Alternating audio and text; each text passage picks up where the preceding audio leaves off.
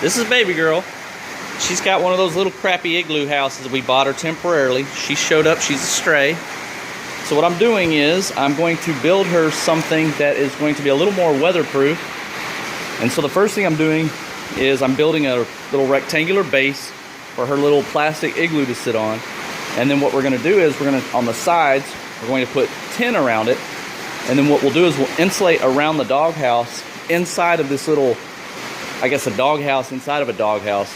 And so as I build, hopefully you'll kind of get an idea of what we're doing here. But we just want to make sure that she's as comfortable as possible because she is a stray. She's not good with our dogs that we currently have, but at the same time we want to make sure that she's comfortable outside. This is the back of the doghouse. This will be the floor down here at the bottom. Obviously this will be the front. And the reason why I did the little triangulation piece in the back is because all I did was toenail screw these posts in, and they were wobbly from left to right. And now I can move the whole thing like this and I don't get any wobble. It totally stiffens that up.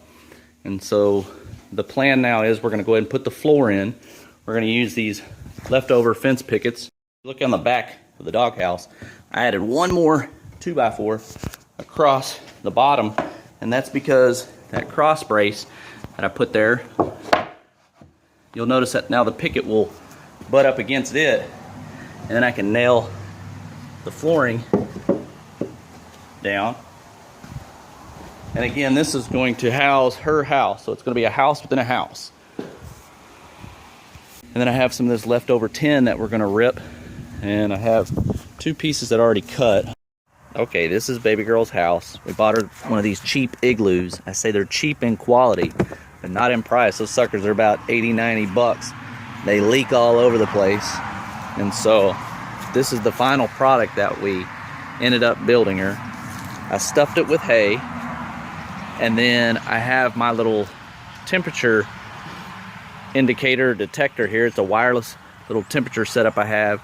And what I'm going to do is I'm going to get the temperature of the air here outside of the house, and then we're going to set it inside of her house, and we're going to see if there's any temperature change whatsoever, if this is even got traffic coming by, if this is even something to do. But she's really comfortable. She loves being outside. I know some people say that we need to bring her inside, but you know what, she loves being outside. Plus she's a rescue who's been on her own. She's had to fight for her life, but she's a wonderful dog, aren't you, baby? Yes, you are. She's had hip surgery. She's going through heartworm treatment. She's such a good baby. But we're going to see if this makes a difference or not. We're going to collect some data and kind of go from there. Right, baby? We actually have a heating pad here that I ordered. I'll show you. That I ordered off of Amazon for about $20. And it's ran off a battery. How do you do that? Well, this is just temporary here because I wanted to see if this would actually work. So I took a coffee can, and this is where I made the connection. Get you a heating pad that runs off or plugs into a cigarette lighter. That means it runs off a battery.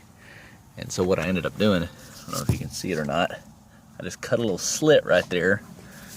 So that's how I tucked the wires up in here to make them temporarily waterproof. I'm gonna set the camera down. Keeps her nice and warm. So we tuck her in at night.